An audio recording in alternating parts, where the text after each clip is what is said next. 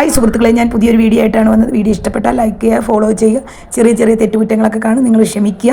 ഇന്ന് ഞാൻ ഇവിടെ പറയാൻ പോണത് ജസീല എന്ന് പറയുന്ന ഒരു പെൺകുട്ടി, കോഴിക്കോട്ടുള്ള ഒരു പെൺകുട്ടി ആത്മഹത്യ ചെയ്തു.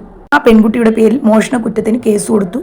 ആ പെൺകുട്ടി സോഷ്യൽ മീഡിയയിൽ വീഡിയോ ഇട്ടിട്ട് ആ കുട്ടി ആത്മഹത്യ ചെയ്തു. ആ പെൺകുട്ടി മോഷ്ടിച്ചില്ല എന്ന് പറഞ്ഞ് ആ പെൺകുട്ടി ആത്മഹത്യ ചെയ്തു. പോലീസുകാർ ചോദ്യം ചെയ്തു. വനിതാ പോലീസൊന്നും ഇല്ലാതെ ചോദ്യം ചെയ്തു. അതിന് ഭയങ്കര മാനസികമായ പ്രശ്നമായി. വീട്ടുകാരും അവളെ കൂടെ നിന്നില്ല. ഭർത്താവിൻ്റെ വീട്ടുകാരും ഭർത്താവും ഒന്നും കൂടെ നിന്നില്ല എന്നും പറഞ്ഞ് ആ കുട്ടി വീഡിയോ ഇട്ടിരുന്നു. ജസീലയുടെ ആൺ സുഹൃത്തിൻ്റെ അമ്മയുടെ 9.5 പവനാണ് ഈ ജസീല എന്ന് പറയുന്ന പെൺകുട്ടി എടുത്തതെന്നും പറഞ്ഞ് പോലീസ് സ്റ്റേഷനിൽ കേസ് കൊടുത്തത്. പോലീസുകാർ വനിതാ പോലീസിൻ്റെ സാന്നിധ്യത്തിലല്ല ഈ പെൺകുട്ടിയെ ചോദ്യം ചെയ്തത്. അതൊക്കെ ആ കുട്ടിയെ ഒരുപാട് വേദനിപ്പിച്ചു. ഭർത്താവ് കൂടെ നിന്നില്ല എന്നാണ് പെൺകുട്ടി പറയുന്നത്. ഭർത്താവിൻ്റെ വീട്ടുകാർ നിന്നില്ല. ആൺ സുഹൃത്ത് ആ പെൺകുട്ടിയുടെ കൂടെ നിന്നില്ല. ജസീല എന്ന് പറയുന്ന പെൺകുട്ടിയുടെ കല്യാണം കഴിഞ്ഞിട്ട് ഒരു 5 വർഷമായി. 4 വർഷം കൊണ്ട് ആ പെൺകുട്ടിയുടെ വീട്ടിലാണ്. ആ പെൺകുട്ടി അവിടെ നിന്ന് പഠിക്കാൻ പോവുകയാണ്. ആ പെൺകുട്ടിയുടെ ഭർത്താവ് ഗൾഫിലാണ്. അപ്പോൾ അവിടെ പഠിക്കാൻ പോണ അടുത്തു നിന്നാണ് ഈ പയ്യനെ പരിചയപ്പെടുന്നത്. അവൻ്റെ പേര് അഫ്രീദ് എന്നാണ്. അങ്ങനെ അവർ നല്ല സുഹൃത്തുക്കളായി. അങ്ങനെയാണ് ഇവർക്ക് എന്തെങ്കിലും ഒരു ചെറിയൊരു ബിസിനസ് തുടങ്ങാമെന്ന് പറഞ്ഞ് ജസീലയുടെ കയ്യിൽ നിന്ന് 2 പവൻ ഈ അഫ്രീദിന് കൊടുക്കുന്നു. അങ്ങനെ അത് തിരിച്ച് ചോദിച്ചപ്പോഴാണ് ഇതിൻ്റെ പ്രശ്നമാവുന്നത്. അഫ്രീദിൻ്റെ വീട്ടിൽ ഒരു കല്യാണം ഫംഗ്ഷൻ നടക്കുകയായിരുന്നു. അപ്പം ഇതിനു മുമ്പ് നമ്മുടെ ജസീല ഈ സ്വർണം തിരിച്ചു ചോദിച്ചിരുന്നു. അതിൻ്റെ വൈരാഗ്യത്തിന് കള്ളക്കേസ് കൊടുത്തതാണെന്നാണ് പറയുന്നത്.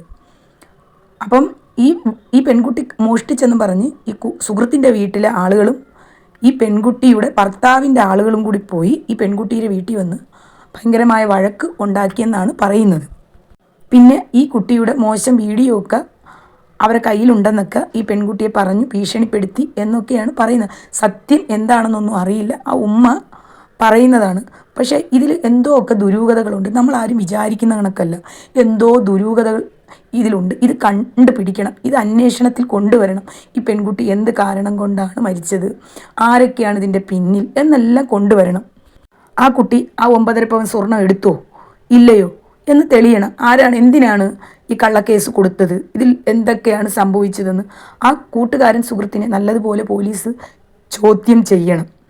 അത് എന്തായാലും അത് വേണം. എന്നാലേ സത്യം പുറത്തറിയാൻ പറ്റൂ. പിന്നെ നമ്മുടെ പെൺകുട്ടികളുടെ അടുത്ത് പറയാനുള്ള സൗഹൃദം ആവശ്യത്തിനേ ആവാവുള്ളൂ. ആവശ്യത്തിൽ കൂടുതലാവാൻ പാടില്ല. അത് നിങ്ങളൊന്ന് മനസ്സിലാക്കുക. വീട്ടിലിരിക്കുന്ന അച്ഛനും അമ്മയൊക്കെ പറഞ്ഞു കൊടുക്കുക. നീ ഒരു കല്യാണം കഴിച്ച കുട്ടിയാണ്, ആവശ്യമില്ലാത്ത സൗഹൃദത്തിൽ ചെന്ന് ചാടാതിരിക്കുക എന്നൊക്കെ നമ്മൾ പറഞ്ഞു കൊടുക്കണം. പറഞ്ഞു കൊടുത്താൽ ഇപ്പോഴത്തെ പിള്ളേർ പറഞ്ഞാൽ കേൾക്കില്ല, അത് വേറൊരു കാര്യം. എന്നാലും കുറച്ചൊക്കെ പറയുമ്പോൾ അവർക്ക് മനസ്സിലാവും. എന്തായാലും ജസീലയ്ക്ക് 2 കുട്ടികളുണ്ട്. ഭർത്താവിൻ്റെ വീട്ടുകാർ പറഞ്ഞു ഹോട്ടലിൽ റൂമെടുത്ത് ആരോടെ പോയി താമസിച്ച്, പിന്നെ കൂട്ടുകാരൻ്റെ വീട്ടുകാർ പറയുന്ന അവളെ ഫോട്ടോയുണ്ട് എന്നൊക്കെ, മോശം ഫോട്ടോകളൊക്കെ അവരെ കയ്യിലുണ്ട് എന്നൊക്കെ അവളെ ഭീഷണിപ്പെടുത്തി എന്നൊക്കെയാണ് ഇപ്പോൾ പുറത്ത് പറയുന്നത്. ആ പെൺകുട്ടിയും അമ്മാവിയമ്മ ഞാൻ കോഴിക്കോട്ട് എവിടെ പോയി ഹോട്ടലിൽ റൂം എടുത്തെന്നൊക്കെ പറഞ്ഞെന്നൊക്കെ പറയുന്നതായിട്ട് ആ പെൺകുട്ടി വോയിസ് ഇട്ടേക്കുന്നു. എന്തായാലും ഇവരുടെ ഇടയിൽ 2 കുഞ്ഞുങ്ങളുണ്ടായിരുന്നു. ആ കുഞ്ഞുങ്ങളുടെ ഭാവി, അന്യനാട്ടിൽ ഭർത്താവ് കിടന്ന് കഷ്ടപ്പെടുന്നു. ആ പയ്യനെ ചിലപ്പോൾ ഇവിടുത്തെ കാര്യം വിളിച്ച് പറയുമ്പോൾ ചിലപ്പോൾ വഴക്ക് പറഞ്ഞു കാണും. നമുക്ക് കുറ്റം പറയാൻ പറ്റില്ല. മോനെ ഇങ്ങനെയാണ് കാര്യം, അങ്ങനെയാണ്. ആര് പറയുന്നത് വിശ്വസിക്കണമെന്ന് അറിയാൻ പറ്റില്ല. അന്യനാട്ടിൽ നിൽക്കുന്ന ഒരാൾക്ക് അത് അവിടെ നിൽക്കുമ്പോൾ അമ്മ പറയുന്ന വിശ്വസിക്കണോ ഭാര്യ പറയുന്ന വിശ്വസിക്കണോ എന്നൊക്കെ ചിന്തിക്കും. ചിലപ്പോൾ ചോദിക്കും, നീ എന്തിനു സ്വർണം കൊടുത്തത്, ആരെടുത്ത് ചോദിച്ചുകൊണ്ട് കൊടുത്തു, നീ എന്തിനാ അവരെ വീട്ടിൽ പോയത് എന്നൊക്കെ. ഇപ്പം നമ്മുടെ ഭർത്താവായാലും പറയും. അത് അപ്പോഴത്തെ ദേഷ്യത്തിന്, അത് മരിക്കാനോ അതുകൊണ്ടൊന്നും ആയിരിക്കില്ല. പക്ഷേ ആ കുട്ടിക്ക് ആരും മനസ്സിലാക്കുന്നില്ല. എന്നെ ആരും മനസ്സിലാക്കുന്നില്ല, ഇനി ഞാൻ ജീവിച്ചിരുന്നിട്ട് കാര്യമില്ല, പോലീസ് സ്റ്റേഷനിൽ ചെന്നപ്പോൾ എനിക്കൊരു നീതി കിട്ടിയില്ല എന്നൊക്കെ ഉള്ള ഒരു ചിന്തയായിരിക്കും. അവരെന്നെ വഴക്ക് പറഞ്ഞു, ഞാനാ മോഷ്ടിച്ചതെന്ന് പറഞ്ഞു എന്നൊക്കെ ഒരു ചിന്ത കൊണ്ട് അപ്പോഴത്തെ ദേഷ്യത്തിന് ഇനി ഞാൻ ജീവിച്ചിരുന്നിട്ട് കാര്യമില്ല എന്നൊരു ദേഷ്യത്തിന് ആ കുട്ടി ആത്മഹത്യ ചെയ്തതായിരിക്കും.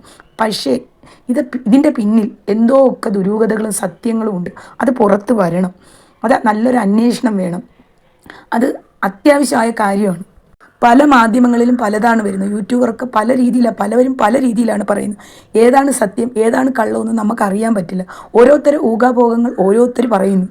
അതിൽ ഏതാണ് സത്യം ഏതാണ് കള്ളം, ആരാണ് നിരപരാധി എന്നൊന്നും നമുക്ക് ആർക്കും അറിയാൻ പറ്റുന്നില്ല.